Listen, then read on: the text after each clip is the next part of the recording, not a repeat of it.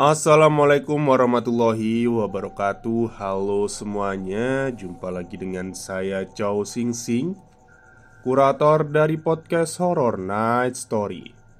Halo, apa kabar semuanya? Semoga kalian semua sehat-sehat ya. Dan seperti biasanya pada malam hari ini saya kembali dan akan menghadirkan sebuah kisah mistis untuk kalian semua. Kisah mistis kali ini saya datangkan dari email, yakni dari Mas Danton ya.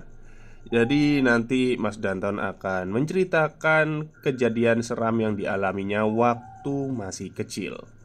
Oke, daripada kita berlama-lama, mari kita simak ceritanya. Assalamualaikum Mr. Chow Sing Sing. Kita berjumpa lagi dalam sebuah tulisan. Pada malam hari ini, saya akan berbagi sebuah pengalaman horor lagi. Tapi untuk cerita kali ini, saya akan berbagi dua pengalaman horor sekaligus. Oke, kalau begitu kita mulai saja. Seperti biasa, sebelum ke inti ceritanya, saya akan menceritakan terlebih dahulu tentang background tahun kejadian ceritanya terlebih dahulu, supaya para pendengar bisa merasakan dan menggambarkan dalam benak masing-masing tentang tempat dan kejadian dalam cerita ini. Cerita yang pertama ini adalah cerita yang saya alami ketika saya masih berusia 7 tahun. Cerita ini terjadi pada tahun 97 di desa kelahiran saya yang berlokasi di kota Garut. Sebuah desa yang bisa dibilang cukup di pelosok, di mana untuk akses ke desa saya ini hanya ada dua kendaraan, yaitu delman dan ojek. Pada tahun tersebut, suasananya tidak seperti sekarang, yang serba canggih, dan tentu saja pada tahun itu belum ada internet sama sekali di desa saya. Hiburan kami di desa waktu itu cuma dua, yaitu mendengarkan lagu atau dongeng di radio dan menonton TV. Pada tahun itu, tidak semua orang memiliki TV seperti sekarang. Pada tahun itu, di desa kami hanya ada satu orang yang memiliki TV, yaitu di rumah Pak RT saja. Alhasil, menonton TV rame-rame di rumah Pak RT dengan warga yang lain setiap sore dan malam adalah kegiatan yang wajar terjadi pada tahun itu. Rumah Pak RT, tempat kami semua menonton TV ini, jaraknya sekitar 2 km dari rumah saya, yang harus ditempuh dengan berjalan kaki melewati jalan setapak, kebun singkong, dan kebun bambu yang cukup rindang. Rumah Pak RT ini agak sedikit cukup unik ya, yaitu sebuah rumah panggung kecil yang menyatu dengan tempat penggilingan padi. Rumahnya memiliki dua jendela kaca besar yang menghadap langsung dengan TV. Jadi kalau misalkan di dalam rumah itu penuh dengan warga yang menonton, maka sebagian warga yang nggak bisa duduk di dalam akan berdiri menonton dari luar rumah melalui jendela kaca yang besar itu, yang tepat membelakangi sebuah kebun singkong. Awal mula konflik. Oh ya, satu lagi. Di samping barat desa saya ini berbatasan dengan sebuah sungai yang cukup besar yang terletak di bawah sebuah lembah. Nama sungai ini adalah Sungai Cimanuk, yang lokasinya kurang lebih sekitar 50 meter di bawah desa saya. Jadi kalau kamu mau pergi ke sungai ini, kamu harus menuruni lembah di tengah-tengah hutan bambu di sepanjang sungai. Sungai ini cukup terkenal angker di desa saya. Bahkan ada mitos di mana yang bisa menggunakan sungai ini untuk sekedar mandi ataupun mencuci hanyalah warga desa asli sini saja. Dan kalaupun ada warga desa lain atau orang kota lain yang berenang atau sekedar mandi di sungai ini, maka akan dipastikan orang tersebut akan meninggal karena hanyut dan tenggelam di sungai. Dan begitu ada orang yang mati tenggelam, maka itu menjadi penanda akhir dari musim kemarau, dan besok harinya pasti akan turun hujan lebat. Itulah sebabnya warga desa saya sangat melarang keras orang dari luar untuk sekedar pergi ke sungai ini. Meskipun dibilang mitos, tapi ya kejadian di atas seringkali terjadi. Dan dari sinilah cerita akan saya mulai. Namanya Kak Pian. Pada hari itu dia baru saja pulang dari pondok pesantren. Biasanya Kak Pian ini pulang sendiri. Namun pada hari itu dia nampak pulang dengan membawa teman-temannya dari pesantren. Sore itu saya dan teman-teman saya yang lain sedang mandi di Sungai Cimanuk. Dan seperti biasanya pada sore itu banyak sekali warga yang mandi, berenang ke tengah sungai, dan bahkan banyak sekali ibu-ibu yang mencuci baju di sepanjang sungai. Sore hari yang cerah dan indah bagi saya. Ketika saya dan teman-teman saya sedang asyik mandi di sungai, saya melihat Kak Pian dan teman-temannya yang dari pesantren itu juga hendak berenang di sungai. Awalnya paman saya yang melihat kedatangan mereka sempat melarang untuk tidak berenang di sungai ini. Namun Kak Pian ini menjawab, "Ah, bapak ini, perkara mati itu urusan Tuhan, bukan urusan demit sini." Paman saya yang mendengar jawaban dari Kak Pian ini hanya bisa menggelengkan kepala saja, terus pergi meninggalkan mereka. Sore itu cuaca sangat cerah sekali. Air sungai saat itu pun sangat jernih dan berarus tenang. Mandi di sungai sambil diterpa dengan hangatnya sinar matahari sore dan dikelilingi oleh pemandangan pohon-pohon bambu merupakan sensasi tersendiri yang sangat indah bagi saya. Hingga tiba-tiba ada sebuah teriakan di salah satu sudut sungai yang membuat suasana sore indah itu mendadak berubah menjadi kepanikan. Yang berteriak itu adalah Kak Pian. Dia berteriak minta tolong dikarenakan ada salah satu temannya yang sedang berenang di tengah sungai mendadak tidak muncul lagi di permukaan sungai. Alhasil, sebagian warga pun ada yang langsung berlarian ke atas desa, hendak minta tolong karena ada orang yang tenggelam di sungai. Tanpa menunggu lama, berselang sudah banyak sekali warga desa yang datang ke sungai guna melakukan pencarian di sekeliling sungai. Dan ada juga warga desa yang sengaja menyelam ke dasar sungai untuk mencari korban tenggelam itu. Hingga tak terasa, sudah 2 jam pencarian dilakukan. Hasilnya nihil. Sampai dilanjutkan esok harinya. Korban tenggelam pun belum juga ditemukan meski dengan bantuan polisi. Jam setengah 6 sore didatangkan seseorang yang dianggap bisa dalam hal-hal gaib. Namanya Pak Kenjum. Dia melakukan beberapa ritual seperti berdoa di samping sungai sambil menaburkan bunga 7 rupa dan melemparkan 2 butir ayam kampung di sungai itu. Dan ajaibnya, tidak lama berselang setelah beliau melakukan ritual ini, barulah mayat korban mengambang di sekitaran bunga yang beliau tabur. Setelah ditemukan, mayat teman Kak Pian itu pun langsung dibawa ke atas desa.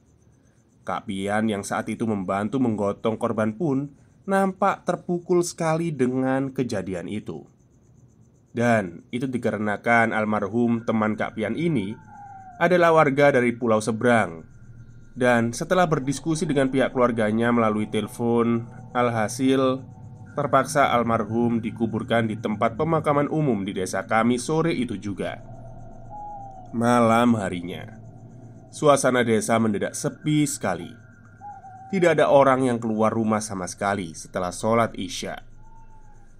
Dan seperti yang pernah saya sebutkan sebelumnya, jika ada orang yang meninggal karena hanyut tenggelam di sungai, maka itu adalah suatu pertanda akhir dari musim kemarau. Dan benar saja, tepat pada tengah malam, hujan lebat mengguyur desa kami. Konflik muncul. Saya masih ingat betul. Malam itu malam Kamis. Pada malam Kamis di tahun itu, seperti biasanya, akan banyak warga desa yang pergi ke rumah Pak RT setelah sholat maghrib untuk menonton TV di sana. Dikarenakan setiap malam Kamis pada jam 7 malam itu selalu ada tayangan film kungfu Mandarin yang sangat digemari oleh warga desa. Judul filmnya Pendekar Raja Wali Sakti ya maksudnya, dan film Kerasakti. Mungkin orang-orang yang seusia dengan saya sangat tidak asing dengan kedua judul film itu. Tapi anehnya pada malam itu suasana desa terasa sangat sepi sekali. Bahkan yang sholat maghrib di masjid pun sedikit sekali. Maklumlah, pada zaman itu sudah jadi kebiasaan yang entah tahu kenapa, jika kalau ada orang yang baru saja meninggal, pasti malamnya tidak akan ada warga yang berani keluar malam-malam. Dan apesnya, saat itu bagiku yang usianya baru 7 tahun belum seberapa tahu kebiasaan itu. Biasanya saya menunggu warga lain di tepi jalan untuk pergi bersama-sama untuk ke rumah Pak RT. Namun sudah lama menunggu kok nggak ada orang yang lewat. Apa mungkin mereka sudah pergi ke rumah Pak RT duluan ya? Pikirku waktu itu. Dan tanpa pikir panjang aku pun langsung bergegas pergi sendirian ke rumah Pak RT. Jujur waktu itu saya agak sedikit ketakutan ya, dan gak berani. Tapi dikarenakan saya gak mau ketinggalan episode film favorit saya, jadi ya saya paksakan pergi ke rumah Pak RT sendirian. Saya berjalan agak sedikit cepat melewati sebuah jalan yang tak beraspal, yang kanan kirinya adalah kebun bambu. Saya jalan dan terus berjalan sambil sekali-kali menengok ke belakang. Siapa tahu ada warga lain juga yang sedang berjalan menuju rumah Pak RT dari arah belakang jalan. Hingga ketika di tengah-tengah jalan saya mencium aroma kentang. Nah, baru deh saya lari ketakutan. Maklum, ada mitos yang mengatakan kalau bau kentang yang tercium selain di dapur itu menandakan adanya sosok lain di sekitar kita. Klimaks cerita.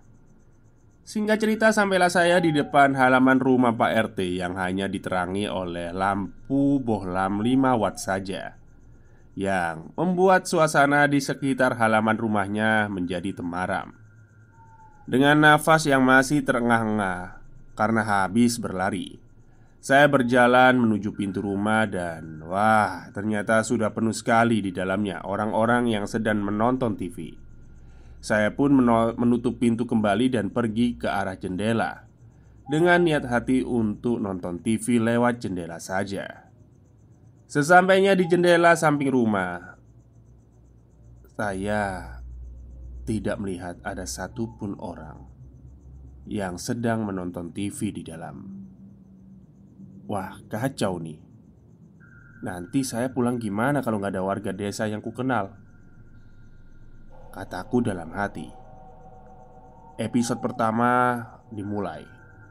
Aku yang sedari tadi asyik nonton TV di luar sampai lupa memperhatikan sekelilingku. Namun karena keasyikan, mendadak aku terganggu karena mencium aroma kembang melati yang tertiup angin malam yang tak lama berselang malah berganti aroma busuk. Saya refleks menengok ke kanan dan kiri dan secara tiba-tiba tanpa saya sadari sebelumnya. Sejak kapan ada karung di samping saya? Ternyata itu adalah orang tinggi yang memakai sarung putih yang dipakaikan menutupi kepala sampai kaki. Mungkin agar tidak digigitin nyamuk, pikirku. Waktu itu penerangan di luar sangat temaram ya, hingga saya berusaha keras untuk mengidentifikasi siapa orang yang sedang berdiri di samping. Karena wajahnya tertutup oleh sarung dan menghadap ke arah kaca jendela. Sangat sulit ku kenali. Saya pun mencoba menyapa, "Hei!" Namun sosok itu tidak menoleh sama sekali. Aku sapa lagi dong, "Hei!"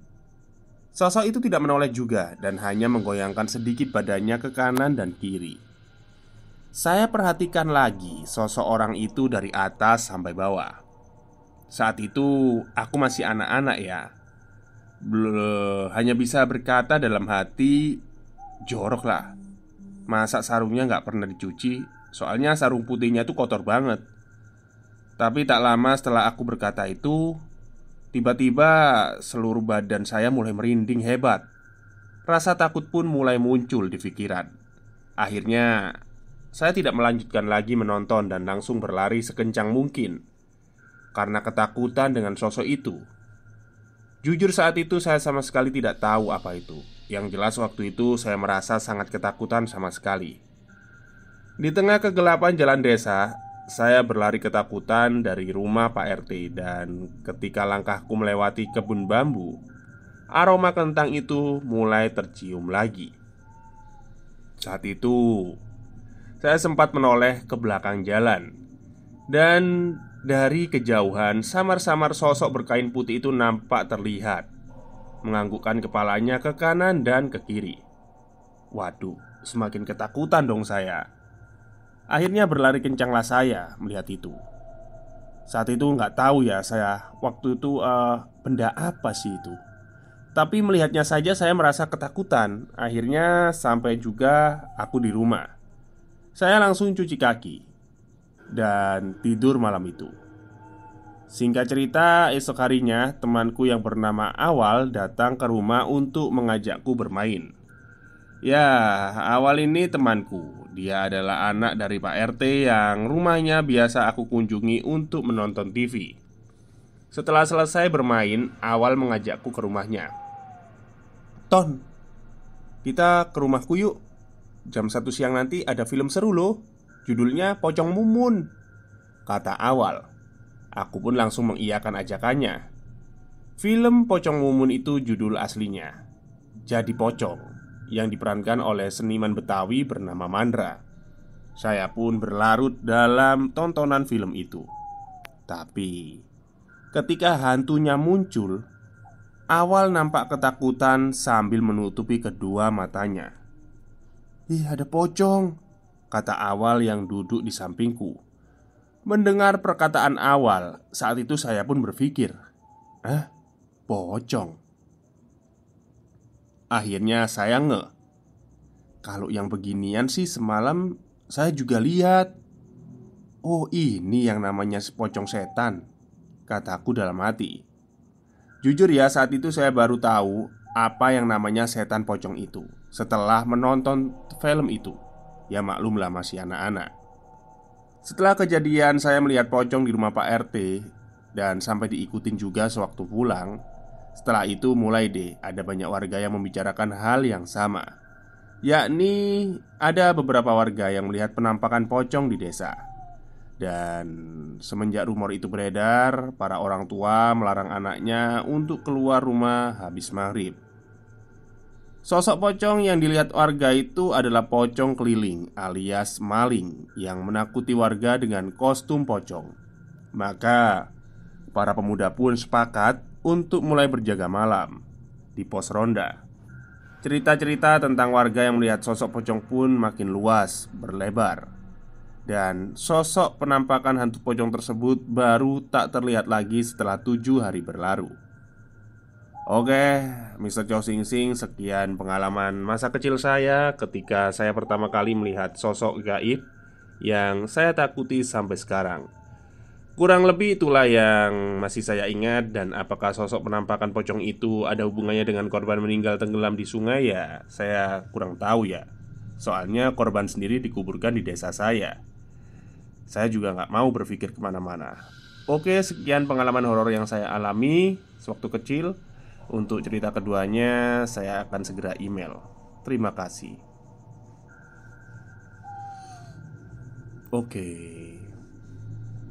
itulah pengalaman seram dari Mas Danton ya, ketemu pocong. Jadi Mas Danton ini ternyata orangnya sangat polos ya waktu kecil. Jadi kurang tahu setan jenis apa yang sedang di sampingnya waktu itu. Pokoknya serem aja gitu. Namanya nggak tahu. Ternyata namanya adalah lontong itu ya, pocong itu. Serem juga ya. Ya mungkin bisa jadi ada hubungannya dengan korban yang tenggelam itu.